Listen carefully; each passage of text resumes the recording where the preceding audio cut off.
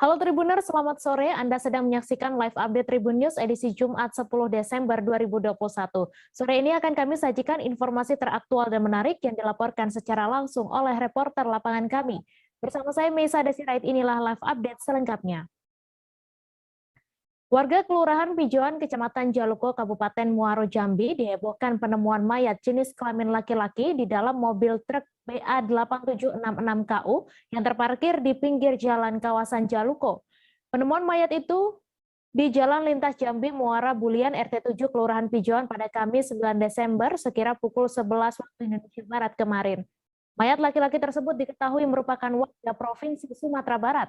Untuk kabar selengkapnya akan disampaikan rekan Hasbi Sabirin, wartawan Tribun Jambi yang kini sudah terhubung bersama kami. Halo Hasbi. Ya, halo, selamat sore, rekan Me. Selamat sore, silakan dengan informasi Anda, sosok mayat laki-laki itu pertama kali ditemukan oleh siapa? Oke, baik, terima kasih rekan Me dan semua pemirsa Tribuners. Dapat saya informasikan pada Kamis kemarin, itu warga di daerah Kecamatan Jambi Luar Kota dihebohkan penemuan seorang mayat laki-laki yang sedang terparkir di dalam mobil di pinggir jalan di kawasan Jaluko. Pertama kali mayat itu ditemukan oleh warga sekitar pukul 11.00. Saat itu warga yang menemukan dia hendak melintas dari arah Jambi menuju ke Muara Bulian. Ya, penemuan mayat itu diketahui mobilnya itu sedang terparkir di pinggir jalan dari arah Muara Bulian menuju ke Jambi. Warga itu mencurigai bahwa mobil terparkir itu pinggir jalan. Saat dilihat, warga setempat melihat ada korban yang meninggal di dalam mobil tersebut. Begitu, Mei. Kemudian dari penemuan mayat tersebut, apakah dugaannya dia adalah korban kekerasan atau seperti apa, Hasbi?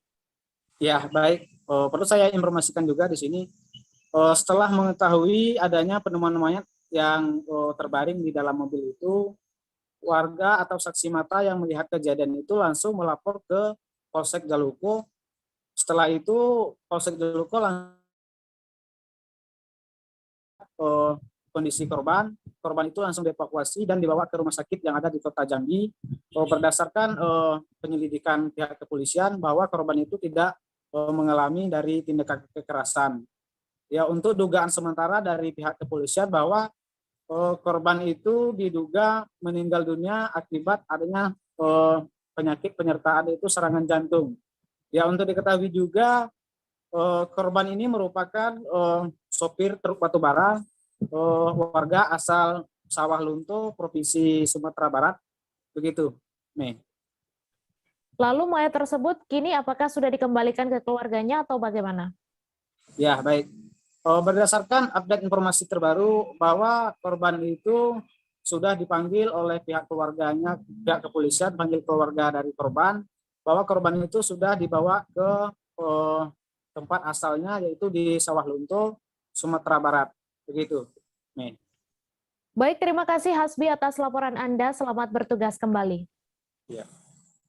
Kita beralih ke informasi selanjutnya, Saudara. Seorang warga berinisial HBU 46 tahun di Kabupaten Bengkalis, Provinsi Riau mengaku sebagai jaksa dan berhasil menipu seorang perempuan untuk dinikahinya secara siri. Ia pun menipu sejumlah warga hingga menderita kerugian ratusan juta rupiah. Setelah ditangkap dan melakukan pemeriksaan terhadap HBU, Satreskrim Polres Bengkalis bersama Kejari Bengkalis akhirnya menetapkan HBU sebagai tersangka.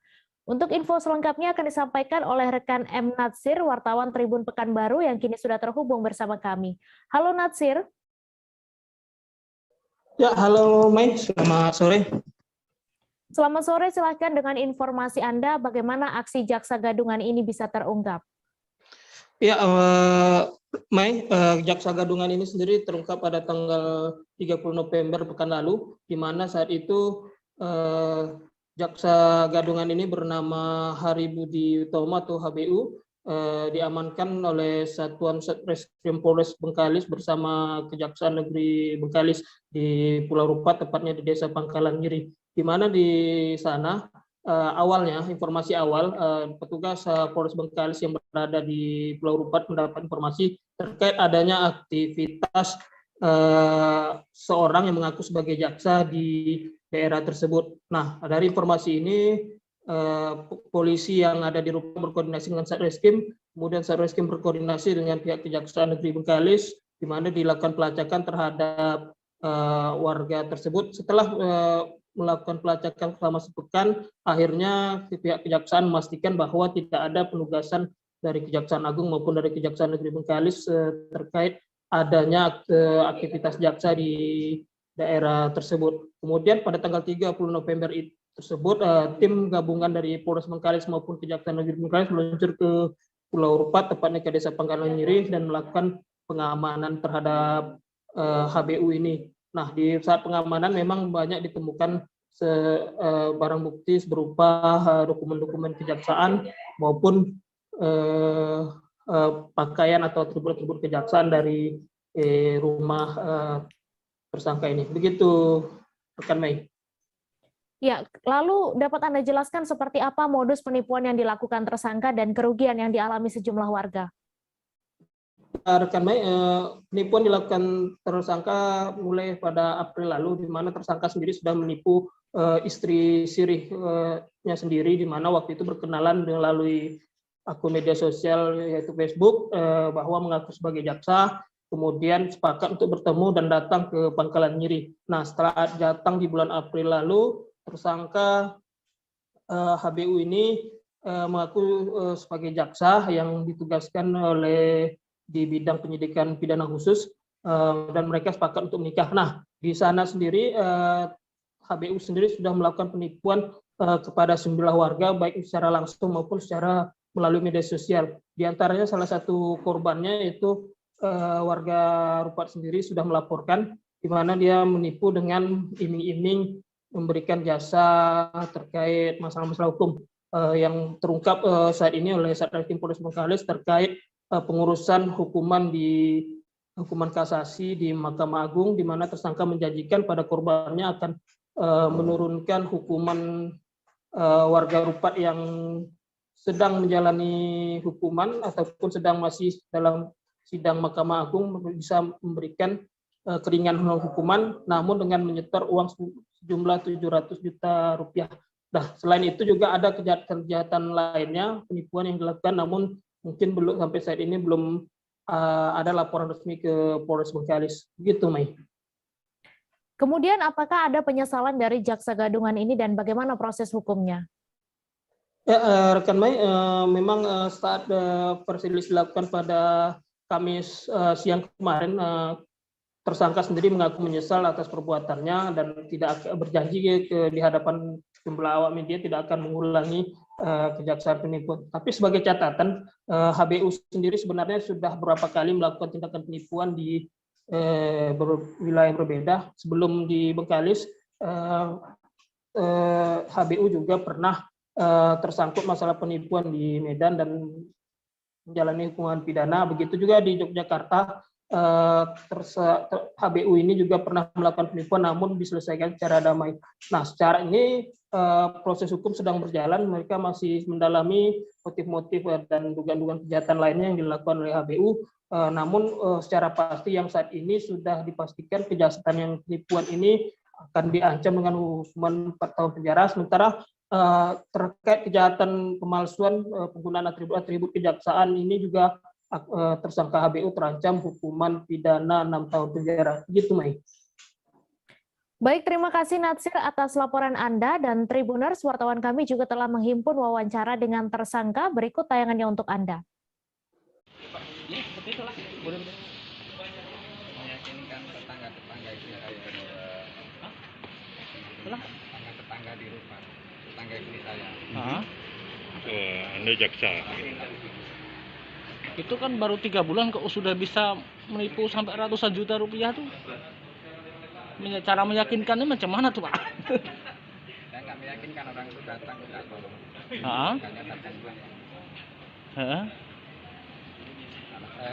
Mereka yakin kalau saya seorang jaksa. Tapi tentu Anda mau melakukan ini, memberitahu bahwa Anda ada di Rupat itu pada orang-orang yang termasuk korban Anda? Iya. Iya, dengan cara apa? Langsung Pak. Langsung lewat telepon apa lewat akun media sosial? Oh gitu ya. Sebelumnya Bapak kan sudah pernah masuk penjara gara-gara kasus penipuan, apa nggak jerah atau gimana Pak? Sudah Pak, yang terakhir Pak. Hah? Ini yang terakhir. Karena sudah ketangkap baru kapok Ya. gitu. Ini untuk yang terakhir ya. Sebelum dirupat kemarin pernah ngaku jaksa juga, Pak. Yang ngaku apa, Pak, kalau sebelum ngaku jaksa? Anda belajar tampilan jaksa itu dari mana? Saya pernah tinggal di dekat Badikat. Badikat Kejaksaan di Ragunan Jakarta. Berarti Oh, pernah tinggal di situ? Pernah tinggal di sekitar juga. Pernah ditinggal Tetangga ya, sekitar berarti berarti di situ Anda mempelajari gerak-gerik orang jaksa gitu ya. Iya, saya. resikonya tahu Pak? Bikin aksi kayak gini. Oh, Kalau ini Anda kan nikah lagi di Rupat. Sebelumnya pernah menikah? Belum. Belum pernah. oh bujangan Pak. Masih bujangan. Oke. Demi mewujudkan pemasyarakatan maju, tim Satops Patnal tingkat wilayah Kemenkumham Kalimantan Selatan menggelar operasi di Rutan Rantau pada Jumat 10 Desember. Tujuan operasi ini yakni mendukung komitmen 3 kunci pemasyarakatan maju, yakni deteksi dini gangguan keamanan dan ketertiban, khususnya menjelang Natal dan Tahun Baru, pemberantasan narkoba, dan meningkatkan sinergitas dengan aparat penegak hukum. Untuk info lebih lengkapnya akan disampaikan oleh rekan jurnalis Banjarmasin Post, Stanislav Sene, yang kini sudah terhubung bersama kami. Halo Stan. Halo Mei. Silakan dengan informasi Anda, dapat Anda jelaskan apa tujuan dilaksanakannya penggeledahan tersebut? Baik Mei dan juga Tribuners di mana saja Anda berada, dapat saya laporkan dari Kabupaten Tapin, Provinsi Kalimantan Selatan, rangkaian kegiatan yang dilaksanakan oleh Tim Satuan Kepatuhan Internal Pemasyarakatan Satops Patnal Pas tingkat wilayah Kemenkumham Kalimantan Selatan pada tadi malam melaksanakan operasi atau penggeledahan di blok hunian rutan kelas 2B Rantau. Seperti itu, Mei. Ya, kemudian berapa personel yang diturunkan dan dari unsur mana saja? Operasi ini melibatkan 69 personil yang terdiri dari TNI Polri dan juga tim Satops Patnal Pas Kalsel, dan juga dihadiri oleh para kepala lapas yang ada di Benua Anam. Seperti itu. Iya. Lalu apa hasil yang ditemukan dalam penggeledahan ini dan apakah operasi semacam ini rutin dilaksanakan? Nah, informasi yang kami himpun dari Kepala Rutan Rantau, memang operasi seperti ini rutin dilaksanakan karena menjelang akhir tahun dan juga untuk mencegah terjadinya gangguan Kamtipmas, dan juga operasi ini dilaksanakan untuk mencegah deteksi dini tentang narkoba juga, dan meningkatkan sinergisitas bersama dengan TNI dan Polri. Baik, terima kasih Stan atas laporan Anda, dan Tribuners, wartawan kami juga telah menghimpun wawancara dengan Kepala Rutan Kelas 2B Rantau. Berikut tayangannya untuk Anda.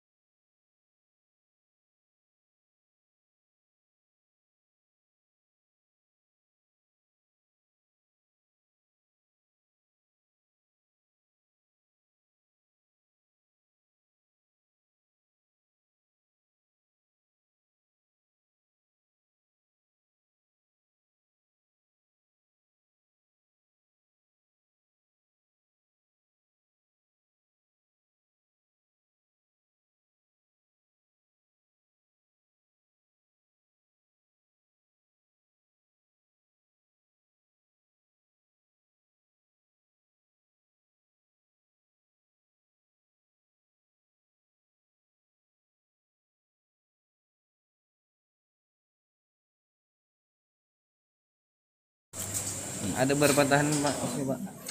Saat ini penghuni dari Rumah Tahanan Negara Rantau berjumlah 311 warga binaan pemasyarakatan. Jadi tidak hanya tahanan, itu terdiri dari narapidana dan tahanan. Ada satu tahanan wanita. Jadi kenapa ada penghuni wanita di sini, karena statusnya masih tahanan. Jadi sambil menunggu proses sidang, setelah nanti putus mereka bakal kita mutasikan ke LPP Martapura.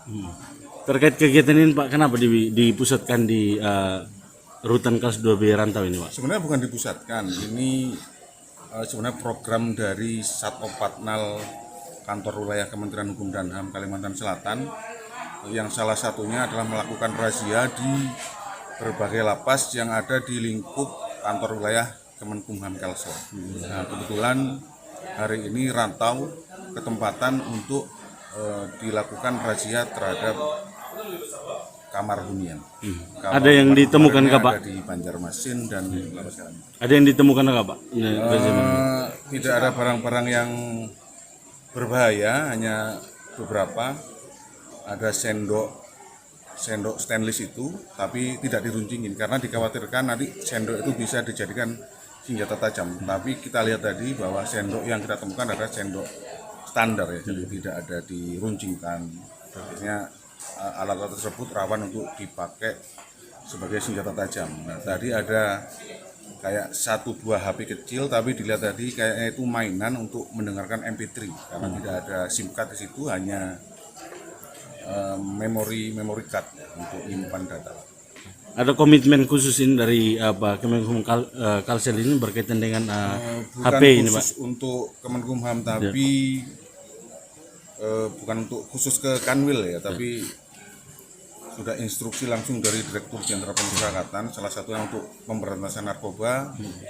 Salah satu cara untuk mengedarkan narkoba adalah melalui HP. Makanya kenapa HP dilarang di seluruh lapas rutan di Indonesia. Harapan ke depan ini Pak? Harapan ke depan mudah-mudahan lapas dan rutan di Indonesia bisa aman dan tertib, apalagi menjelang Natal dan Tahun Baru. Biasanya ada peningkatan kewaspadaan menjelang Natal dan Tahun Baru. Setiap bulannya ada rutinan apa? Pemeriksaan ini? Kalau razia, kalau sekarang kan ada giat dari Satopatnal Kanwil. Kalau hari-hari biasanya kita melaksanakan razia.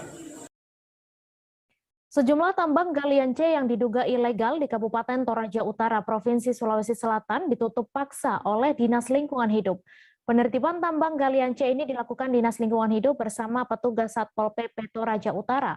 Untuk info selengkapnya akan disampaikan rekan jurnalis Tribun Timur, Tommy Paseru, yang kini sudah terhubung bersama kami. Halo Tommy. Halo Mei. Silakan dengan informasi Anda, ada berapa lokasi tambang galian C ilegal yang ditertibkan oleh petugas? Baik, Medan Tribunal. Sebelumnya saya jelaskan bahwa saat ini di Kabupaten Toraja Utara, Provinsi Sulawesi Selatan, marak terjadi atau berlangsung aktivitas tambang galian C yang diduga ilegal. Pemerintah Kabupaten Toraja Utara melalui Dinas Lingkungan Hidup telah beberapa kali memberikan teguran kepada para penambang. Teguran itu dengan turun secara langsung ke lokasi tambang dan juga teguran secara tertulis. Namun teguran dari Dinas Lingkungan Hidup ini nampaknya tidak diindahkan oleh para penambang. Sehingga pada Jumat siang tadi, Dinas Lingkungan Hidup dibantu petugas Satpol PP turun ke 4 lokasi tambang galian C untuk melakukan penertiban. Ada 4 lokasi yang didatangi oleh petugas. Pertama di Kandeapi, Kecamatan Tikala, kemudian di Balele, Kelurahan Mentirotiku, kemudian di Singkik, Kecamatan Rantepo, dan di Kesu, Kecamatan Sangalangi. Nih. Lalu bagaimana hasil dari penertiban tersebut dan untuk kedepannya bagaimana ketegasan pemerintah dengan maraknya tambang galian C ini? Ya, dari 4 lokasi yang didatangi petugas, salah satunya itu langsung di aktivitas, tepatnya di Kandiapi, Kecamatan Tikala itu aktivitas tambang dihentikan oleh petugas. Bahkan lokasi tambang ini langsung ditutup oleh petugas. Sedangkan di 3 lokasi lainnya diduga informasi kedatangan petugas itu terlebih dahulu diketahui oleh para penambang. Sehingga saat petugas tiba, tak ada aktivitas di 3 lokasi ini. Namun petugas menemukan adanya bukti-bukti aktivitas tambang di 3 lokasi ini. Kemudian Mei dan Tribuners, selain karena tidak memiliki izin, tentunya aktivitas tambang galian C ini akan berdampak terhadap kerusakan lingkungan, sehingga pemerintah Kabupaten Toraja Utara ke depannya akan mengambil sikap tegas dengan intens menurunkan petugas, karena selain di 4 lokasi ini masih ada beberapa lokasi lainnya di Toraja Utara tempat atau aktivitas tambang galian C. Mei. Baik, terima kasih Tommy atas laporan Anda. Selamat bertugas kembali. Ada berapa tahan Pak? Saat ini eksplorasi besar-besaran tambang galian C di Kabupaten Toraja Utara. Kenapa baru hari ini dilakukan penertiban? Ya itu karena saya juga ya baru 6 bulan pejabat pelaksana tugas Kepala Dinas Lingkungan Hidup. Dan saya sudah pernah turun 2 kali. Ya, tapi mereka barangkali tidak mengindahkan karena sebatas saya larang bahwa tidak ada lagi penggalian ke depan ini. Ya. Sehingga karena pada saat itu ya saya saja dengan staf lingkungan hidup yang turun. Maka sekarang saya meminta bantuan kepada Satpol untuk membackup saya. Untuk melarang mereka melaksanakan kegiatan mulai hari ini. Berarti ini sudah dilarang total, Pak ya? Dilarang total mulai hari ini sampai seterusnya sebelum mereka memiliki surat izin operasi atau izin dari lingkungan hidup atau dari. Kami akan kembali seusai jeda sejenak saudara, tetap di live update. Oke, apa kabar Bang Arif di sini untuk strateginya? Kalau saya sendiri di Jumip 37 ini yang semalam baru mulai, saya udah sebenarnya aku nggak ngerasain penangkapan atau penggerbegan atau apapun itu, karena gini loh, posisinya aku kriteria. Jadi kita mengenal disebut dengan stroke yang tidak berdarah dengan stroke yang berdarah. Stroke yang tidak berdarah itu biasanya ditandai dengan adanya penyumbatan. Kalau itu terjadi di sini mungkin pikirnya tidak ke situ kali ya, tapi kalau di Korea atau di Kamboja itu ada beberapa paper yang saya itu Mas, ya, dulunya tukang koran. Oh gitu ya, tukang koran. Ya, saya baca itu Pak. Tuh kan, pernah baca kan? Ya. Jadi kalau saya jadi pangdam itu udah bersyukur banget. Si anak ini dijadikan sebagai tersangka begitu. Ya, kalau ini kita bicara yang di luar kasus Sebongondo ya. Dengan nama hujan shower, di mana terdapat batas jelas antara daerah hujan dan tidak hujan yang biasanya terjadi pada fase awal mature stage atau tahap berbahaya itu Kang. Jadi mulai artinya terjadinya perlembekan. Nah itu untuk penetrasi akan sulit. Gitu ya. Dok, saya ini menurut saya memang tidak mudah. Bukan urusan tanah diambil. Kalau misalnya Amerika Serikat sekarang, Rasulullah mengatakan dalam sebuah hadis bahwa berpuasa di 6 hari Syawal itu. Oke, apa kabar Bang Arif di sini untuk strateginya? Kalau saya sendiri di Jumip 37 ini yang semalam baru mulai, saya udah sebenarnya aku nggak ngerasain penangkapan atau penggerbegan atau apapun itu, karena gini loh, posisinya kriteria. Jadi kita mengenal disebut dengan stroke yang tidak berdarah dengan stroke yang berdarah. Stroke yang tidak berdarah itu biasanya ditandai dengan adanya penyumbatan. Kalau itu terjadi di sini mungkin pikirnya tidak ke situ kali ya, tapi kalau di Korea atau di Kamboja itu ada beberapa paper yang saya itu Mas, ya, dulunya tukang koran. Oh gitu ya, tukang koran. Ya, saya baca itu Pak. Tuh kan, pernah baca kan? Ya. Jadi kalau saya jadi Pangdam itu udah bersyukur banget. Si anak ini dijadikan sebagai tersangka begitu. Ya, kalau ini kita bicara yang di luar kasus Sebongombo ya. Dengan nama hujan shower, di mana terdapat batas jelas antara daerah hujan dan tidak hujan yang biasanya terjadi pada fase awal mature stage atau tahap berbahaya dewasa. itu Kang. Jadi mulai artinya terjadinya perlembekan. Nah itu untuk penetrasi akan sulit. Gitu ya. Dok, saya ini menurut saya memang tidak mudah, bukan urusan tanah diambil.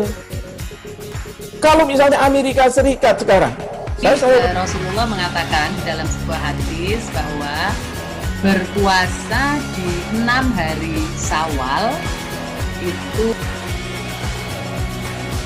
Oke, apa kabar Bang Arief di sini untuk strateginya? Kalau saya sendiri di Jumip 37 ini yang semalam baru mulai, saya udah sebenarnya aku nggak ngerasa itu penangkapan atau penggerbegan atau apapun itu, karena gini loh, posisinya aku kriteria. Jadi kita mengenal disebut dengan stroke yang tidak berdarah dengan stroke yang berdarah. Stroke yang tidak berdarah itu biasanya ditandai dengan adanya penyumbatan. Kalau itu terjadi di sini mungkin pikirnya tidak ke situ kali ya, tapi kalau di Korea atau di Kamboja itu ada beberapa paper yang saya itu Mas, ya, dulunya tukang koran. Oh gitu ya. Tukang koran. Ya, saya baca itu Pak. Tuh kan, pernah baca kan? Ya. Jadi kalau saya jadi Pangdam itu udah bersyukur banget. Si anak ini dijadikan sebagai tersangka begitu. Ini kita bicara yang di luar kasus Sebongombo ya. Dengan nama hujan shower, di mana terdapat batas jelas antara daerah hujan dan tidak hujan yang biasanya terjadi pada fase awal mature stage atau tahap berbahaya dewasa. itu Kang. Jadi mulai artinya terjadinya perlembekan. Nah itu untuk penetrasi akan sulit. Gitu ya. Dok, saya ini menurut saya memang tidak mudah, bukan urusan tanah diambil. Kalau misalnya Amerika Serikat sekarang, Rasulullah mengatakan dalam sebuah hadis bahwa berpuasa di 6 hari Syawal itu. Oke, apa kabar Bang Arief di sini untuk strateginya? Kalau saya sendiri di Jumip 37 ini yang semalam baru mulai, saya udah sebenarnya aku nggak ngerasa itu penangkapan atau penggerbegan atau apapun itu, karena gini loh, posisinya kriteria. Jadi kita mengenal disebut dengan stroke yang tidak berdarah dengan stroke yang berdarah. Stroke yang tidak berdarah itu biasanya ditandai dengan adanya penyumbatan. Kalau itu terjadi di sini mungkin pikirnya tidak ke situ kali ya, tapi kalau di Korea atau di Kamboja itu ada beberapa paper yang saya itu Mas, ya, dulunya tukang koran. Oh gitu ya. Tukang koran. Ya, saya baca itu Pak. Tuh kan, pernah baca kan? Ya. Jadi kalau saya jadi Pangdam itu udah bersyukur banget. Si anak ini dijadikan sebagai tersangka begitu. Ya, kalau ini kita bicara yang di luar kasus Sebongombo ya. Dengan nama hujan shower, di mana terdapat batas jelas antara daerah hujan dan tidak hujan yang biasanya terjadi pada fase awal mature stage atau tahap berbahaya dewasa. itu Kang. Jadi mulai artinya terjadinya perlembekan. Nah itu untuk penetrasi akan sulit. Gitu ya. Dok, saya ini menurut saya memang tidak mudah, bukan urusan tanah diambil. Kalau misalnya Amerika Serikat sekarang, Rasulullah mengatakan dalam sebuah hadis bahwa berpuasa di 6 hari Syawal itu. Oke, apa kabar Bang Arief di sini untuk strateginya? Kalau saya sendiri di Jumip 37 ini yang semalam baru mulai, saya udah sebenarnya aku nggak ngerasa itu penangkapan atau penggerbegan atau apapun itu, karena gini loh, posisinya kriteria. Jadi kita mengenal disebut dengan stroke yang tidak berdarah dengan stroke yang berdarah. Stroke yang tidak berdarah itu biasanya ditandai dengan adanya penyumbatan. Kalau itu terjadi di sini mungkin pikirnya tidak ke situ kali ya, tapi kalau di Korea atau di Kamboja. Terima kasih Anda masih menyaksikan live update. Massa berjumlah ratusan orang menggeruduk kantor Gubernur Sulawesi Utara pada Jumat 10 Desember siang. Mereka melakukan aksi demonstrasi menolak PT Tambang Mas Sangihe mengeruk emas di Pulau Sangihe, Kabupaten Kepulauan Sangihe. Aksi ini merupakan demonstrasi lanjutan yang sudah beberapa kali dilakukan. Untuk mengetahui info lebih detailnya, sudah bergabung bersama kami rekan jurnalis Tribun Manado, Rio Nur, yang akan menyampaikan laporannya. Halo Rio.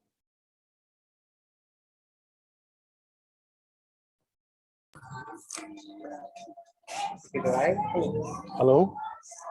Ya, silakan dengan informasi Anda, apa tuntutan massa dalam aksi demonstrasi ini? Ya, aksi massa kali ini sama seperti aksi-aksi sebelumnya.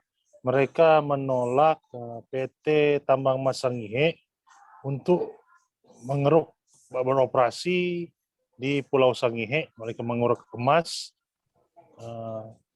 Tuntutan mereka salah satu poinnya mencabut izin lingkungan yang dikeluarkan oleh pemerintah Provinsi Sulut. Izin itu yang menjadi dasar hingga keluar izin usaha pertambangan dari pemerintah pusat. Ya, demikian. Lalu bagaimana suasana dan situasi dalam aksi demonstrasi tersebut? Suasana dalam aksi demonstrasi ini awalnya berlangsung dengan damai, massa masuk ke kantor gubernur dikawal oleh aparat kepolisian dan Pol PP. Mereka berorasi di depan lobi kantor gubernur. Ada sekitar 10 orang berorasi, perwakilan pemerintah mendengarkan apa yang disampaikan oleh masyarakat. Namun setelah giliran pemerintah menyampaikan respon dari tuntutan mereka, keempat terjadi riak-riak di mana ada massa yang emosi, kemudian saling dorong dengan aparat. Namun situasi itu tidak berlangsung lama, langsung diredakan. Kemudian selain aksi orasi, massa juga kemudian mengekspresikan tuntutan mereka melalui tari-tarian. Ada salah satu tari-tarian khas suku Sangihe yang ada di Pulau Sangihe ini. Mereka beraksi, menari di depan lobi kantor gubernur. Demikian. Lalu bagaimana respon pemerintah untuk menindaklanjuti tuntutan para demonstran ini? Sebenarnya respon pemerintah sendiri termasuk pasif, karena ini sudah kali ketiga massa mendatangi kantor gubernur untuk menuntut bahwa agar PT TMS ini tidak beroperasi di Pulau Sangihe. Massa pemerintah provinsi hanya melemparkan persoalan ini ke pemerintah pusat karena memang izin usaha pertambangan itu keluar dari pemerintah pusat, dari Kementerian SDM. Kemudian sejauh ini tuntutan-tuntutan para warga di Pulau Sangihe ini belum mendapat respon, bahkan perwakilan warga sudah mengajukan tuntutan ke lembaga peradilan untuk menindaklanjuti masalah ini. Bahkan tadi warga mendesak, sempat memanas tadi karena warga mendesak ingin menemui gubernur, namun gubernur tidak ada di tempat, sehingga pertemuan dengan gubernur hanya diwakilkan oleh sejumlah pejabat daerah Pemprov Sulut. Demikian. Baik, terima kasih Rio atas laporan Anda. Selamat bertugas kembali. Sejumlah ruas jalan hingga tempat usaha milik warga yang berada di pinggiran sungai di Kecamatan Delta Pawan dan Benua Kayong, Kabupaten Ketapang, Kalimantan Barat, tergenang air akibat luapan Sungai Pawan. Tak hanya jalan dan tempat usaha saja, genangan air juga menyasar sejumlah rumah warga yang tak jauh berada di pinggir sungai. Untuk detail informasinya akan disampaikan langsung oleh rekan jurnalis Tribun Pontianak, Nur Imam Satria, yang kini sudah bergabung bersama kami. Halo, Nur Imam. Halo, rekan Mei. Silakan dengan informasi Anda, sejak kapan air mulai menggenangi sejumlah ruas jalan dan tempat-tempat usaha di pinggir sungai tersebut? Ya, jadi sejumlah ruas jalan dan tempat-tempat usaha, bahkan rumah warga yang berada di pinggir Sungai Pawan, itu sejak sebulan terakhir itu digenangi air akibat luapan Sungai Pawan. Namun kondisi itu tidak terjadi setiap harinya dalam sebulan ini. Biasanya itu terjadi 3 hari berturut-turut dalam sepekan.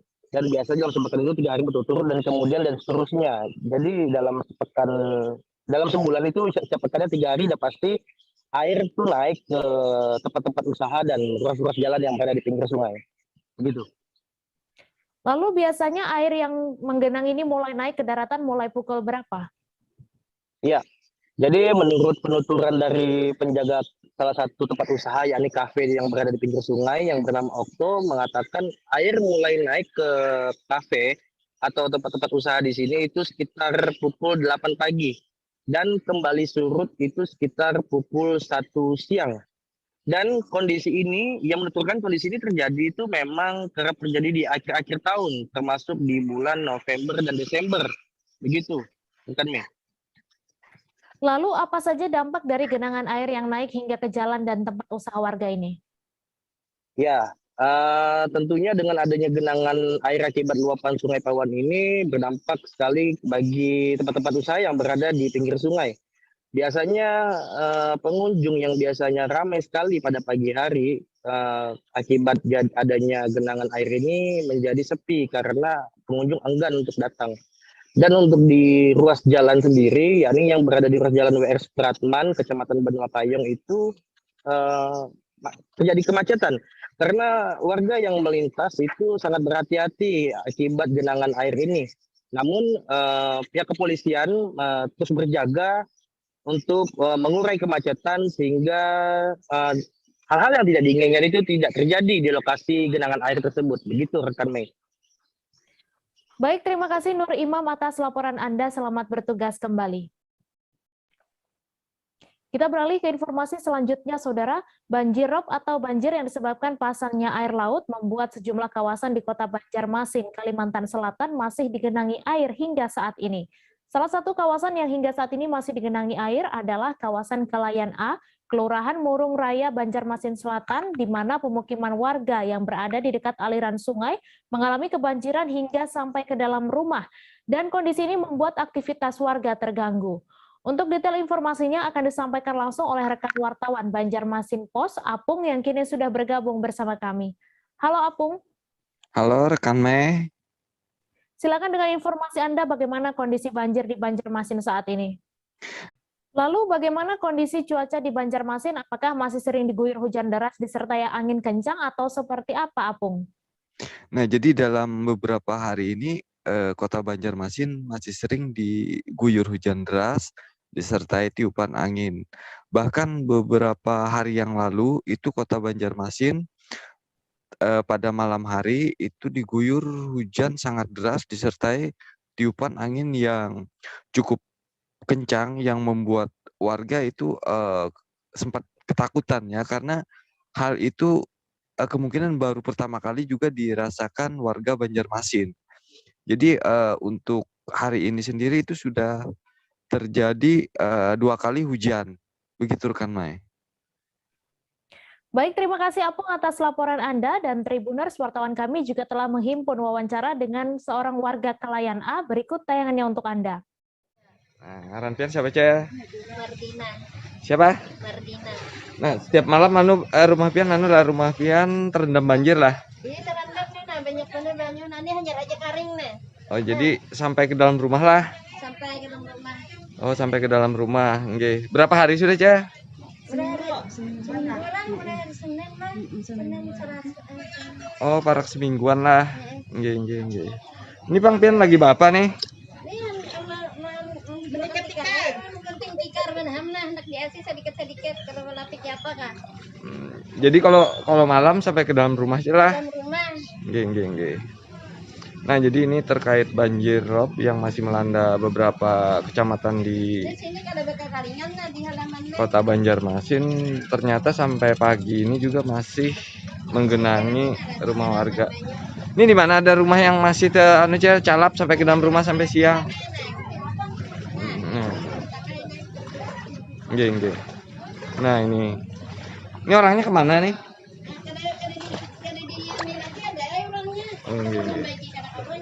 Nggih. Nah, ini. Nah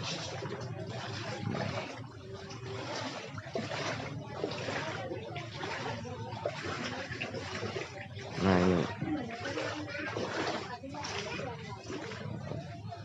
Nah ini jadi kondisinya seperti ini. Aduh. Siswa SMK Islam Ma'arif di Malang mengerjakan ujian penilaian akhir semester di tenda pengungsian di halaman sekolah. Ujian dilaksanakan sejak Senin 6 Desember hingga 11 Desember mendatang. Mereka terpaksa mengikuti ujian di luar kelas karena atap kelas ambrol, lantaran atap kayu rapuh dan hujan yang turun setiap hari. Untuk mengetahui info lebih detailnya sudah bergabung bersama kami rekan Silvianita, wartawan Surya Malang yang akan menyampaikan laporannya. Halo Silvi.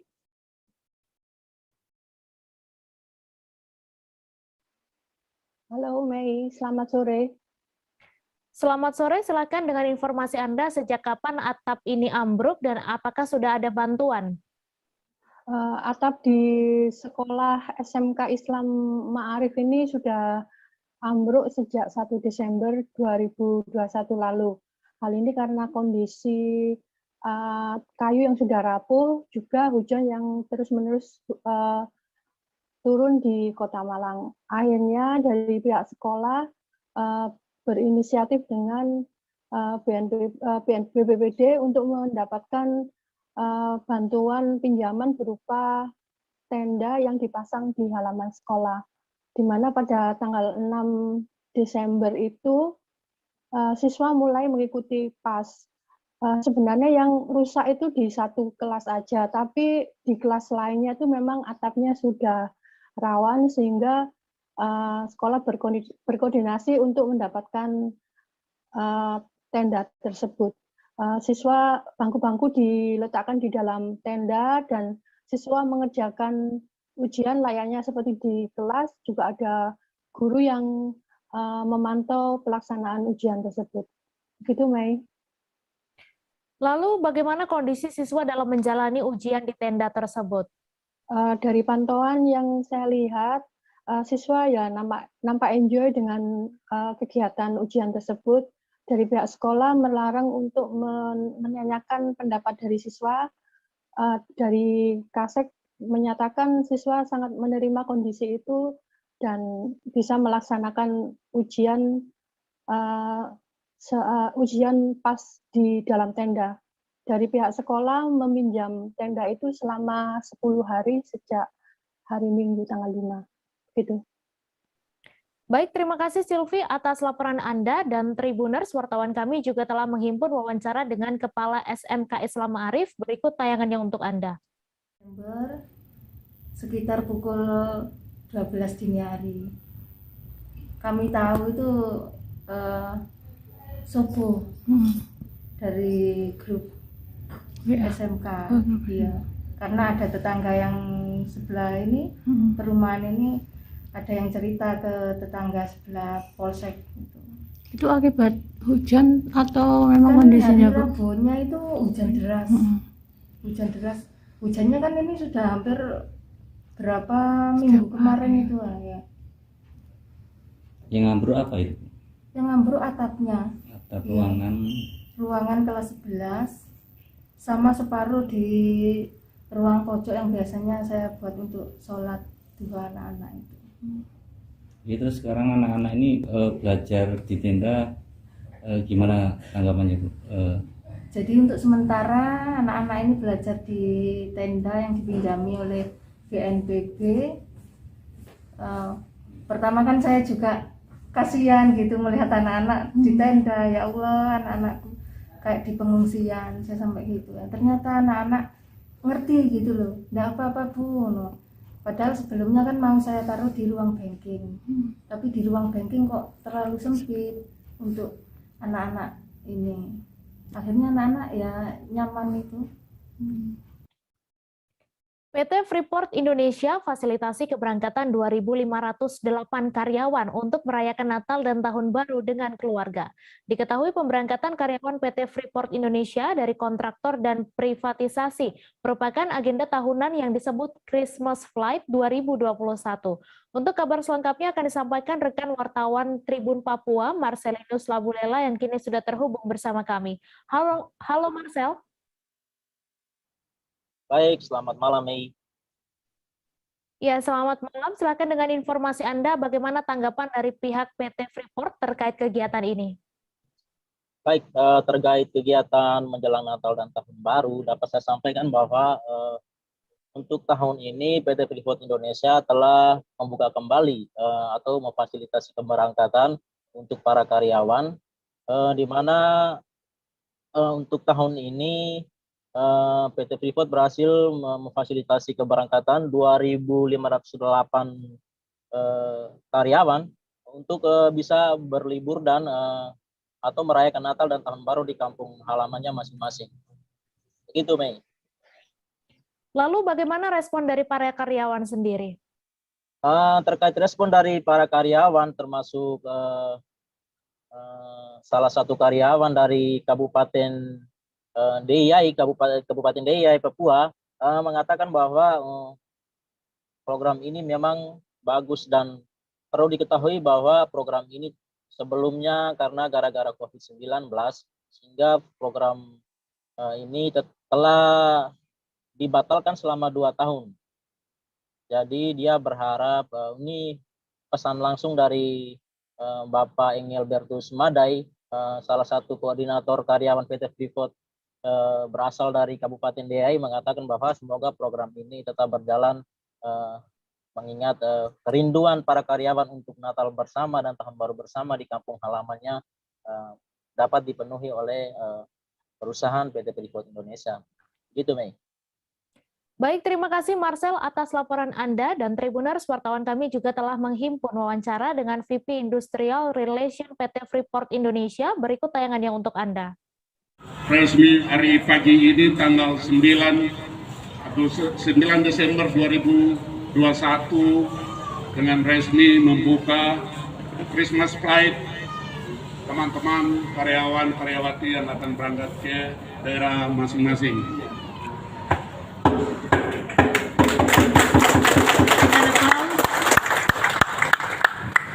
Terima kasih Bapak Ibu.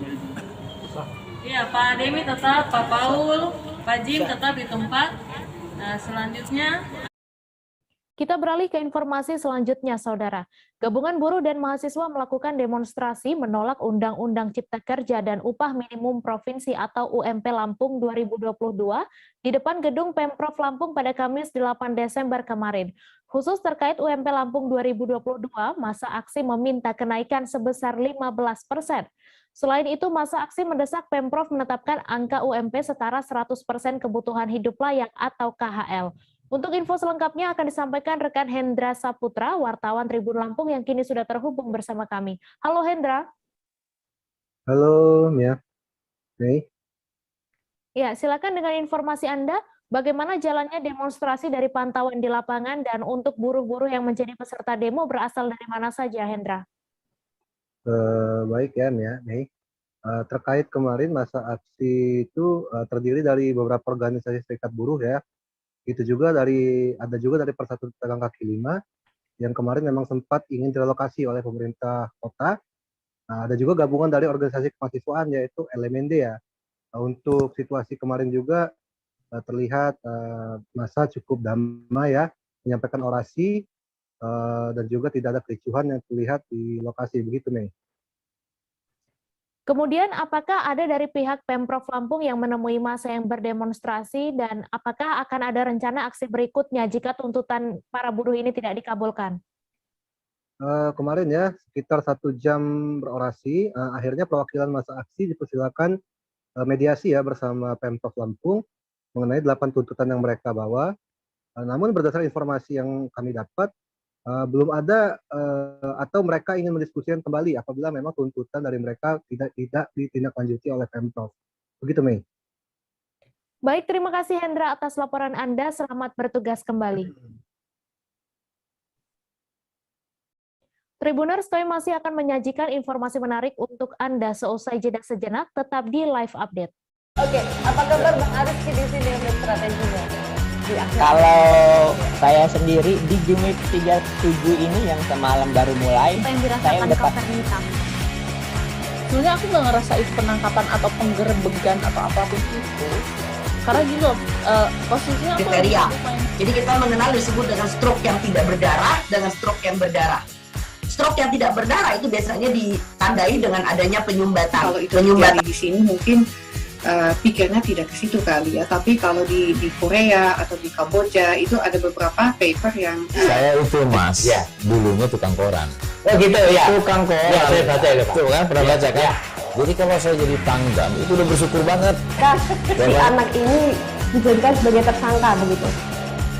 Ya kalau ini kita bicara yang di luar kasus Sibolombo ya. Dengan nama hujan shower, di mana terdapat batas jelas antara daerah hujan dan tidak hujan yang biasanya terjadi pada fase awal mature stage atau tahap berbahaya itu Kang. Jadi mulai artinya terjadinya perlembekan. Nah itu untuk penetrasi akan sulit. Gitu ya. Dok saya ini menurut saya memang tidak mudah, bukan urusan tanah diambil. Kalau misalnya Amerika Serikat sekarang, Rasulullah mengatakan dalam sebuah hadis bahwa berpuasa di 6 hari Syawal itu. Oke, apa kabar Bang Ariski di sini untuk strateginya? Kalau saya sendiri di Jumip 37 ini yang semalam baru mulai, saya udah pas. Sebenarnya aku nggak ngerasain penangkapan atau penggerebegan atau apapun itu. Karena gini loh, posisinya aku kriteria.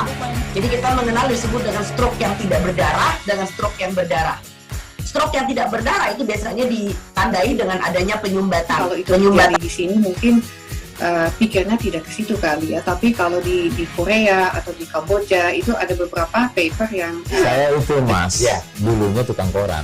Oh gitu ya. Tukang koran. Ya, saya baca ya, Pak. Tuh kan pernah baca kan? Ya. Jadi kalau saya jadi pangdam itu udah bersyukur banget. Si anak ini dijadikan sebagai tersangka begitu. Ya kalau ini kita bicara yang di luar kasus Sibolombo ya. Dengan nama hujan shower, di mana terdapat batas jelas antara daerah hujan dan tidak hujan yang biasanya terjadi pada fase awal mature stage atau tahap berbahaya itu Kang. Jadi mulai artinya terjadinya perlembekan. Nah itu untuk penetrasi akan sulit. Gitu ya. Dok saya ini menurut saya memang tidak mudah, bukan urusan tanah diambil. Kalau misalnya Amerika Serikat sekarang, Rasulullah mengatakan dalam sebuah hadis bahwa berpuasa di 6 hari Syawal itu.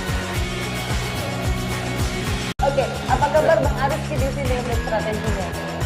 Kalau saya sendiri di Jumip 37 ini yang semalam baru mulai, saya udah pas. Sebenarnya aku nggak ngerasain penangkapan atau penggerebegan atau apapun itu. Karena gini loh, posisinya aku kriteria. Jadi kita mengenal disebut dengan stroke yang tidak berdarah dengan stroke yang berdarah. Stroke yang tidak berdarah itu biasanya ditandai dengan adanya penyumbatan. Kalau itu terjadi di sini mungkin pikirnya tidak ke situ kali ya, tapi kalau di Korea atau di Kamboja itu ada beberapa paper yang saya itu mas, ya dulunya tukang koran.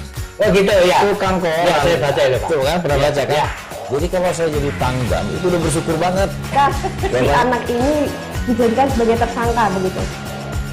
Ya kalau ini kita bicara yang di luar kasus Sibolombo ya. Dengan nama hujan shower, di mana terdapat batas jelas antara daerah hujan dan tidak hujan yang biasanya terjadi pada fase awal mature stage atau tahap berbahaya itu Kang. Jadi mulai artinya terjadinya perlembekan. Nah itu untuk penetrasi akan sulit. Gitu ya. Dok saya ini menurut saya memang tidak mudah, bukan urusan tanah diambil. Kalau misalnya Amerika Serikat sekarang, Rasulullah mengatakan dalam sebuah hadis bahwa berpuasa di 6 hari Syawal itu. Oke, apa kabar Bang Ariski di sini untuk strateginya? Kalau saya sendiri di Jumip 37 ini yang semalam baru mulai, saya udah pas. Sebenarnya aku nggak ngerasain penangkapan atau penggerebegan atau apapun itu. Karena gini loh, posisinya aku kriteria. Jadi kita mengenal disebut dengan stroke yang tidak berdarah dengan stroke yang berdarah.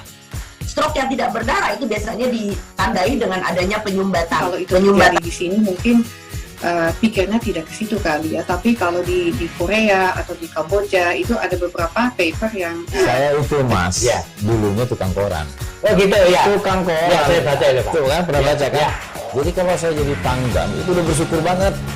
Si anak ini dijadikan sebagai tersangka begitu.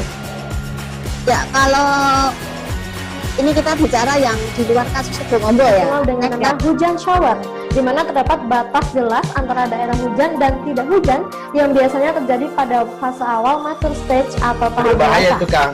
Jadi mulai artinya terjadinya perlembekan. Nah itu untuk penetrasi akan sulit. Gitu ya. Dok, saya ini menurut saya memang tidak mudah, bukan urusan tanah diambil. Kalau misalnya Amerika Serikat sekarang. Terima kasih Anda masih menyaksikan live update. Dinas PUPR Provinsi Aceh sempat melakukan pembangunan jembatan di kilometer 41 Jalan Lintas Kabupaten Aceh Utara, Kabupaten Bener Meriah atau lintasan Gunung Salak. Lantaran adanya pembangunan jembatan tersebut, akses jalan lintas Gunung Salak sempat ditutup total sejak 6 Desember 2021 kemarin. Namun pada 9 Desember kemarin jalan telah dibuka kembali. Untuk itu pihak Satlantas Polres Lok Sumawe mengimbau kepada pelintas agar tetap berhati-hati terutama saat sedang hujan. Untuk info selengkapnya akan disampaikan oleh rekan jurnalis Serambi News Saiful Bahri yang kini sudah terhubung bersama kami. Halo Bahri.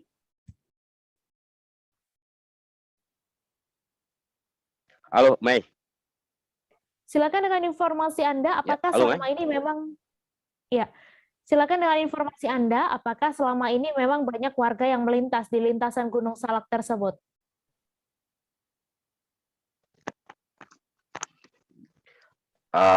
Oke, terima kasih, Mei. Dapat saya laporkan bahwa jalan lintas Gunung Salak itu adalah jalan alternatif penghubung antar kabupaten, yaitu dengan Kabupaten Aceh Utara dengan Bener Meriah, dilanjutkan dengan Aceh Tengah. Kalau dulu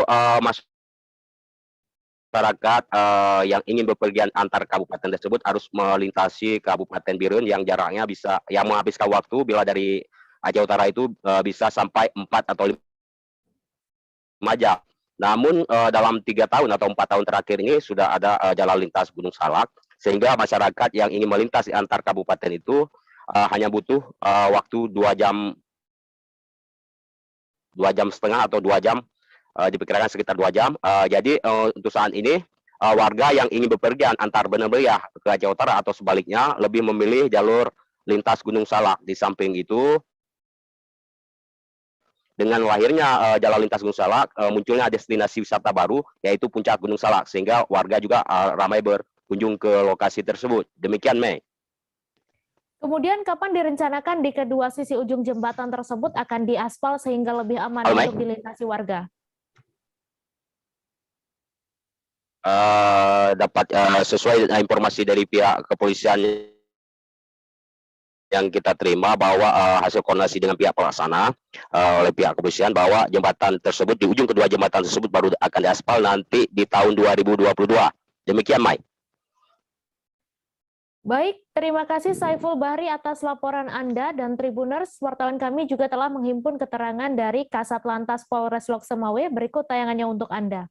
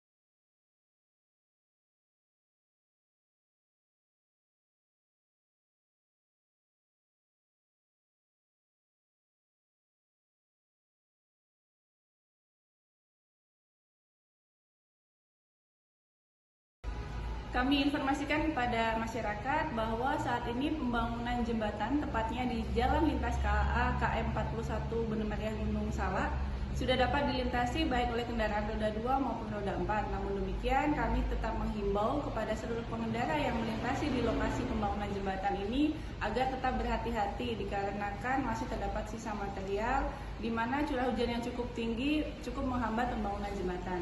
Namun bisa kita informasikan bahwa untuk saat ini jembatan sudah dapat dilalui oleh 2 arah.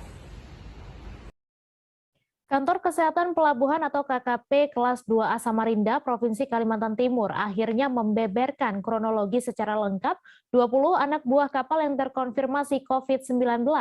Semua unsur lintas sektoral ini berkumpul bersama awak media guna menerangkan seluruh aktivitas kapal multi-vessel atau MV-VTO yang masuk ke perairan Samarinda, persisnya di Muara Berau. Untuk detail informasinya akan disampaikan langsung oleh rekan wartawan Tribun Kaltim Muhammad Fairosani yang kini sudah terhubung bersama kami. Halo Fairuz. Halo rekan Mei, selamat sore, selamat petang. Selamat sore, silakan dengan informasi Anda kapan 20 ABK kapal tersebut dinyatakan positif COVID-19. Oke, jadi dari informasi yang saya himpun dari keterangan KKP Samarinda sendiri dan pihak unsur maritim yang berada di kota Samarinda, Kalimantan Timur, 20 ABK tersebut, lebih tepatnya 22 ABK tersebut masuk di perairan Muara Berau, Samarinda, Kalimantan Timur pada 6 Desember 2021 dan mereka rencananya akan melakukan bongkar muat batu bara di kawasan pelabuhan di Muara Berau. Nah, untuk tadi saat konferensi pers, KKP kelas 2A Samarinda sendiri membeberkan bahwa ada temuan terindikasi positif COVID-19 di wilayah Muara Berau, tepatnya di kapal multi-vessel berbendera Vietnam itu. Tentunya dari pemeriksaan petugas KKP sendiri yang sesuai prosedur, mereka melakukan pemeriksaan kesehatan dan pemeriksaan protokol kesehatan dan dengan dokumen-dokumen kapal yang ada di atas. Nah, saat diperiksa ada sekitar 18 orang pertama yang dalam rapid antigennya terindikasi terjangkit COVID-19 dengan hasil positif. Nah, untuk itu petugas KKP sendiri yang melakukan pemeriksaan langsung melaporkan ke kantor induk guna dilakukan tes RT-PCR yang kemudian tanggal 7 Desember besok harinya diketahui ada 20 orang yang bergejala berat COVID-19. Nah, untuk 2 orang yang lain yang masuk dalam ABK di 22 ABK tersebut dinyatakan negatif dan langsung dipisahkan dari 20 orang yang lain. Setelah itu KKP langsung mengirim surat ke KSOP, Kantor Usaha Bandaran Otoritas Pelabuhan Samarinda sendiri untuk dilakukan penghentian kegiatan dan peningkatan status dari kapal yang akhir untuk loading batubara menjadi kapal dalam karantina di tanggal 8 Desember hingga saat ini. Begitu rekan Mei. Kemudian dari 2 orang yang dilarikan ke rumah sakit akibat sesak nafas, bagaimana kondisi terkininya? Untuk 2 orang yang dilakukan pemeriksaan pada tanggal 8 Desember kemarin, lebih tepatnya Nakoda sendiri, Nakoda melaporkan kepada pihak KKP melalui agen kapal bahwa ada 1 orang dari krunya, ini ABK kapal MV berbendera Vietnam tersebut yang mengalami sesak napas di tanggal 8 September sore hari sekitar pukul 15.00 WITA, waktu Indonesia Tengah. Untuk itu, Kepala KKP Bapak Solin langsung melakukan evakuasi dan penjemputan terhadap ABK tersebut di sekitar perairan Muara Berau untuk ditarik ke darat dan dirujuk ke Rumah Sakit Umum Daerah Abdul Wahab Sarani untuk penanganan medis lebih lanjut. Nah, untuk yang kedua, pasien kedua, dari keterangan KKP sendiri pada tanggal 9 Desember pukul 9 pagi waktu Indonesia Tengah, satu ABK itu dilaporkan kembali oleh Nakoda melalui agennya. Sama persis dengan kejadian sehari sebelumnya, dan langsung dibawa menggunakan ambulan milik KKP kelas 2A Samarinda. Nah, untuk keduanya sendiri, SPO2 atau saturasi oksigen yang dialami keduanya mengalami sesak napas dan rata-rata di bawah 90%. Begitu rekan Min. Baik, terima kasih Virus atas laporan Anda. Selamat bertugas kembali. Dan Tribuners, wartawan kami juga telah menghimpun wawancara dengan Kepala KKP kelas 2A Samarinda. Berikut tayangannya untuk Anda. Izin dari Samarinda mengenai yang Pak SOP tadi jelaskan mengenai izin surat keungkapan terkait pelayaran ya Pak. Dan spesifik tadi disebutkan apakah ada izin yang sudah ada atau tidak. Saya hanya menanyakan itu ya. Baik, terima kasih. Yang pertama kita baru masuk adalah permohonan untuk kedatangan. Dan untuk permohonan untuk kegiatan pelodingan ya, itu belum masuk dari daerah. Nah, hari ini kita sudah sampaikan ya, bahwa dengan adanya surat dari KKP terkait dengan kapal dalam karantina, inilah yang jadi pegangan kita untuk aktivitas kapal tersebut di STN Samarinda. Demikian baik. Pak Taduan, Surya Menpat dari Trans 7. Pak, rencananya kapal tersebut akan berada di wilayah kita berapa hari? Dan tadi rencananya mau bongkar batu bara Pak ya.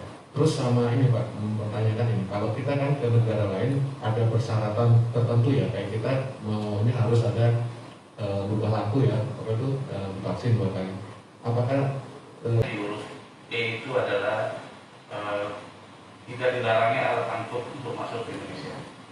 Terus sementara itu. Kalau untuk kejelasan kru harus berada di dalam kapal itu di Permenkumham nomor 44/2015.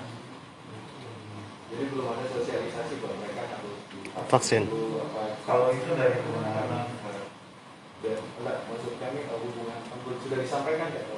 Kalau untuk keimigrasian di bandara besar untuk aturannya adalah ada Pak, jelas di situ mereka harus ada vaksin, mereka harus diisolasi pada saat tiba di bandara. Itu pun mengikuti aturan dari KKP. Kalau kami dari keimigrasiannya pelarangan untuk alat angkut itu tidak ada larangan di Permen 27 2021 itu tidak ada larangan untuk alat angkut. Salah satunya itu. Terima kasih. Kita beralih ke informasi selanjutnya, Saudara. Stok BBM di SPBU Kelurahan Baciang, Kecamatan Bukit Intan, Pangkal Pinang, ludes sejak Kamis 9 Desember. Biasanya SPBU Baciang tersebut melayani pengisian BBM hingga pukul 21 waktu Indonesia Barat. Namun sepekan terakhir, stok dan pasokan BBM dari Fuel Pertamina Pangkal Pinang mengalami kelangkaan. Untuk mengetahui lebih detailnya, sudah bergabung bersama kami rekan Antoni Ramli dari Bangka Pos yang akan menyampaikan laporannya. Halo Antoni. Ya, terima kasih rekan nih. Bisa kami laporkan beberapa hari terakhir beberapa SPBU di Kota Pangkal Pinang, tepatnya di salah satunya di SPBU 2433 116 Kelurahan Bacang, Kecamatan Bukitan Kota Pangkal Pinang, mengalami kelangkaan BBM, pasokan BBM seperti itu. Biasanya di SPBU ini melayani pembelian BBM hingga pukul 9 malam. Namun beberapa hari terakhir informasi yang kami peroleh SPBU tersebut hanya melayani penjualan BBM hingga pukul 11 siang. Begitu rekan Mei. Dari informasi yang kami peroleh dari Robi selaku staf admin SPBU, kelangkaan BBM di SPBU Bacang telah terjadi kurang lebih sepekan yang lalu. Salah satu pemicunya yakni terjadinya gelombang dan cuaca ekstrim sehingga pasokan dan suplai dari Pertamina mengalami keterlambatan seperti itu, rekan Mei. Baik, kemudian kabarnya hari ini warga menyerbu SPBU Selindung, lalu bagaimana pantauan Anda di lapangan? Jadi berbeda dengan beberapa hari terakhir, hari ini kami sempat mendapat informasi bahwa sejumlah SPBU di Kota Pangkal Pinang sempat mendapat distribusi BBM dari Pertamina. Salah satunya SPBU 2433169 yang berada di kawasan Selindung, Kota Pangkal Pinang, seperti itu. Dari informasi yang kami peroleh di lapangan, animo masyarakat cukup tinggi ya ketika mendapat informasi adanya suplai BBM ke SPBU tersebut dari Pertamina. Mereka pun rela berbondong-bondong atau mengantri hingga berjam-jam seperti itu. Dan antrian yang kami lihat untuk kendaraan roda 4 cukup signifikan ya, artinya akan antrian terjadi hingga meluber ke jalan. Sementara untuk kendaraan roda 2 antrian tidak mencapai hingga keluar area SPBU seperti itu, rekan Mei. Baik, terima kasih Antoni atas laporan Anda. Selamat bertugas kembali. Terima kasih rekan Mei, selamat bertugas. Kita beralih ke informasi selanjutnya, Saudara. Bupati Syarwan dan Kepala Dinas Pertanian Bulungan Ahmad Yani melakukan petik panen perdana buah melon yang dibudidayakan oleh kelompok tani Tanjung Buka SP6B yang diketuai oleh Tarji bersama 8 orang anggotanya. Bupati Bulungan Syarwani mengaku sangat senang karena warga transmigrasi telah berusaha melakukan pengembangan pertanian. Untuk kabar selengkapnya akan disampaikan rekan wartawan dari Tribun Kaltara, Jorgi Santana Silalahi yang kini sudah terhubung bersama kami. Halo Jorgi. Ya, halo Mei, selamat sore. Selamat sore, silakan dengan informasi Anda, apa kesimpulan dalam kunjungan kerja Bupati Bulungan ke Satuan Pemukiman SP6B ini? Baik, terima kasih Mei, selamat sore Tribuners. Hari ini Bupati Bulungan kembali melakukan kunjungan kerjanya ke Satuan Pemukiman SP6B, tepatnya di Tanjung Buka, Kecamatan Tanjung Palas Tengah, Kabupaten Bulungan, Provinsi Kalimantan Utara, di mana Pak Bupati Syarwani ikut berbaur dengan masyarakat merayakan hari panen buah melon perdana setelah 70 hari lamanya pembibitan. Diketahui ada seluas 3.750 hektar lahan perkebunan melon yang dipimpin oleh Pak Bupati, yang dipimpin oleh Pak Tarji, Ketua Kelompok Tani SP6B, mampu menghasilkan 5 ton setiap 2 bulan sekali ke depannya. Hal itu pun diharapkan Bupati ke depan perkebunan buah melon rencananya melalui Dinas Pertanian Kabupaten Bulungan akan menjadikan SP6B tempat agrowisata menjadi potensi buah lokal yang menghuni di Provinsi Kalimantan Utara juga. Mei. Lalu ada jenis produk perkebunan apa saja yang ditanam di SP6B ini? Baik, terima kasih. Selain adanya buah melon, ada pun perkebunan bahan pokok seperti cabai, kacang tanah, daun bawang, dan Tarji, Ketua Kelompok Tani, mengatakan 4 hektar lagi bulan Januari 2022 bisa ditanam bibit semangka dengan target 7 ton di luas lahan mencapai tambahan 3 hektar tersebut. Menurut Kepala Dinas Pertanian Ahmad Yani, potensi selainnya buah melon ini adalah untuk memastikan bahan pokok di awal tahun depan ataupun di jelang Natal dan Tahun Baru ini tetap terpenuhi, sebab saat ini keadaan di Kabupaten Bulungan ataupun tepatnya di Provinsi Kalimantan Utara, harga bahan pokok sedang melambung tinggi, sehingga dengan mengkonsumsi produk lokal ataupun bahan baku pokok asli dari Kaltara sendiri itu bisa ciptakan daya kebutuhan masyarakat konsumen itu tetap terisi dan tidak terjadi adanya ketingkatan harga yang mungkin cukup relatif mahal. Karena selama ini banyak masyarakat masih membutuhkan bahan pokok ini karena harganya mahal karena belinya dari luar. Mungkin Mei selanjutnya. Kemudian apakah ada keluhan dari masyarakat yang disampaikan Bupati Bulungan? Benar, Mei. Dari petani, yaitu kelompok tani, Pak Tarji mengatakan bahwa sebagian lahan di perkebunan SP6B ini masih terkendala oleh jaringan irigasi air tanah atau sumur bor, di mana konteks lahan SP6 ini berdekatan juga dengan arus sungai yang di mana tidak tentu kapan air pasang ataupun kondisi curah hujan kapan ataupun kemarau kapan, tapi Tarji meyakinkan bahwa pemerintah Kabupaten Bulungan bisa membantu ke depannya jaringan air irigasi air tanah ini atau sumur bor agar dapat menyaluri semua aspek lahan perkebunan dari buah-buahan, bahan pokok itu bisa teratasi untuk mendapatkan aliran air bersih. Mungkin itu yang bisa saya dapat sampaikan. Kembali ke studio, Mei. Baik, terima kasih Jorgi atas laporan Anda. Selamat bertugas kembali. Kita beralih ke informasi selanjutnya, Saudara. 2 dari 4 serikat pekerja PT Transjakarta angkat bicara terkait beredarnya video direksi yang melakukan pertemuan dengan operator bus sambil menonton belly dance atau tari perut. Kuasa hukum dari Serikat SPDT FSPMI dan SPTI PT Transjakarta Ade Darajat Marta Dikusuma mengatakan kejadian sebagaimana dalam video bukan pertemuan direksi dengan operator bus. Untuk info selengkapnya akan disampaikan rekan jurnalis Tribun Jakarta Bima Putra yang kini sudah terhubung bersama kami. Halo Bima.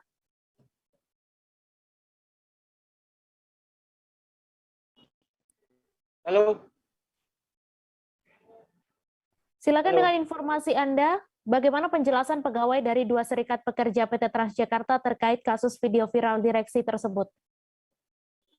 Iya, jadi dapat saya sampaikan bahwa berdasarkan keterangan 2 serikat pekerja tadi tersebut, bahwa pertemuan sebagaimana dalam video viral itu terjadi pada sekitar bulan Juli tahun 2020 lalu, di mana saat itu Dirut PT Transjakarta masih dipimpin oleh Dirut yang sebelumnya, sebelum Muhammad Yana sekarang. Pertemuan tersebut berdasarkan keterangan serikat pekerja dilakukan bukan antara direksi dengan operator bus, melainkan antara direksi PT Transjakarta dengan 4 serikat PT Transjakarta saat itu. Tujuannya untuk membahas permasalahan yang terjadi saat itu dan untuk sebagai perkenalan dengan dirut utama baru yang bertugas kala itu. Untuk berdasarkan keterangan dari pihak serikat pekerja disampaikan bahwa pertemuan tersebut tidak berhubungan sama sekali dengan kasus kecelakaan bus Transjakarta yang terjadi dalam beberapa waktu terakhir, karena rentan waktunya terpaut jauh. Pertemuan terjadi pada tahun 2020, sedangkan kasus kecelakaan meningkat pada akhir tahun 2021 ini. Demikian. Kemudian bagaimana tanggapan dari pegawai terkait beredarnya video tersebut dan langkah apa yang diambil pegawai PT Transjakarta dalam kasus ini? Ya, untuk dari serikat PT sendiri menyesalkan ada yang mendokumentasikan video tersebut lalu disebarkan dengan narasi yang menurut mereka tidak benar. Mereka sekarang saat ini memberi waktu 1x24 jam kepada oknum yang menyebarluaskan video. Dan bila nantinya tidak ada oknum yang menyatakan klarifikasi atau meminta maaf pada PT Transjakarta, maka serikat pekerja berencana melaporkan kasus ke Polda Metro Jaya karena melanggar UU ITE dan sudah membuat malu pihak keluarga khususnya pada direksi dan keseluruhan pegawai Transjakarta. Untuk langkah yang diambil sendiri masih menunggu dari waktu 1x24 jam ini, di mana serikat pekerja menyatakan bahwa mereka tidak akan melaporkan anggota DPRD DKI Jakarta yang pertama membuat kabar video ini mencuat. Menurut mereka saat pernyataan DPRD saat rapat dengan direksi PT Transjakarta tersebut masih dalam konteks yang untuk mengawasi kinerja PT Transjakarta, hanya menunggu oknum yang menyebarluaskan video dan dengan narasi yang tidak benar tersebut. Demikian nih. Baik, terima kasih Bima atas laporan Anda. Dan Tribuners, wartawan kami juga telah menghimpun keterangan dari kuasa hukum Serikat SPDT, FSPMI, dan SPTI PT Transjakarta. Berikut tayangannya untuk Anda. Untuk kita semua, pertama-tama saya ucapkan terima kasih untuk kehadiran wartawan. Saya tidak menyebutkan satu persatu namanya, saya ucapkan terima kasih telah hadir pada siang hari ini, khususnya di Bami Golek. Untuk saya mengucapkan perwakilan di antara kedua serikat menyatakan 6 poin untuk klarifikasi terkait video yang beredar di media sosial. Poin pertama, terkait video viral yang beredar mengenai Direksi Transjakarta melakukan rapat kerja dengan operator sambil menonton belly dance di sebuah kafe. Kami, kedua serikat, menegaskan bahwa hal tersebut tidak ada kaitannya dengan serangkaian kejadian kecelakaan bus Transjakarta yang akhir-akhir ini terjadi. Poin kedua, tidak benar video yang beredar itu adalah pertemuan dengan pihak operator, melainkan video tersebut adalah kegiatan diskusi antara jajaran direksi dengan pengurus 4 serikat PT Transjakarta yang membahas terkait permasalahan yang berkembang pada saat itu, dan pertemuan itu dilakukan di luar jam kerja di sebuah restoran. Poin ketiga, semua yang hadir dalam pertemuan itu tidak mengetahui bahwa restoran tersebut menyediakan entertain belly dance, dan penari tersebut muncul secara tiba-tiba untuk menghibur seluruh pengunjung restoran, bukan hanya dikhususkan untuk direksi dan pegawai Transjakarta. Poin keempat, kami sangat menyayangkan kejadian tersebut direkam dan dipublikasikan dengan narasi yang tidak sesuai dengan keadaan yang sebenar-benarnya. Menurut kami, ini perbuatan melanggar hukum. Poin kelima, terkait keluarga almarhum, kurang elok jika sudah meninggal diviralkan. Informasi tadi sekaligus menutup perjumpaan kita dalam live update hari ini. Tribuners, lantaran masih di tengah pandemi, kami kembali mengingatkan untuk selalu menerapkan protokol kesehatan dimanapun Anda berada. Saya Meisa Desirait beserta kru yang bertugas pamit. Terima kasih dan sampai jumpa. Jangan lupa like, subscribe, dan share ya!